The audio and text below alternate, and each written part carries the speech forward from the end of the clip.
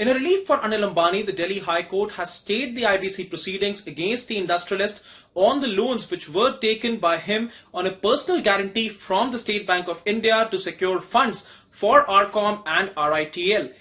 The State Bank of India had initiated IBC proceedings against Anil Ambani to enforce a 1,200 crore personal guarantee which was given by the businessman. The High Court has sought replies from the Centre, SBI and IBBI on a petition filed by Anil Ambani, whereas IBC proceedings will continue against Reliance Communications. But Anil Ambani has been restricted from selling assets till the next date of hearing on the 6th of October. Centre, SBI and IBBI had opposed any stay on the IBC process, fearing that assets might be sold till the time the case remains pending before the court, which might impede efforts of recovery of dues from RCom and RITL. The petition filed by Anil Ambani in the High Court has contested the legal validity of IBC sections pertaining to personal guarantee and bankruptcy and has questioned if IBC allows action against a personal guarantor. He has also said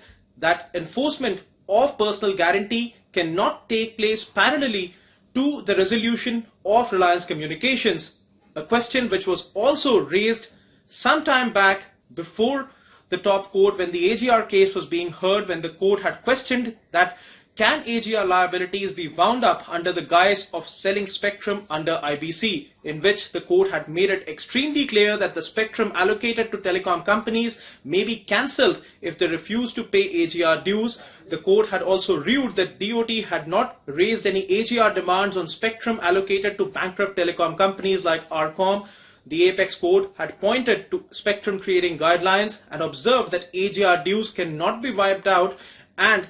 need to be cleared by a telecom company before selling or engaging its spectrum with some other telecom company. In case the telecom company selling the allocated spectrum does not pay pending dues, trading guidelines transfer liability on the telecom company which buys the spectrum, which meant that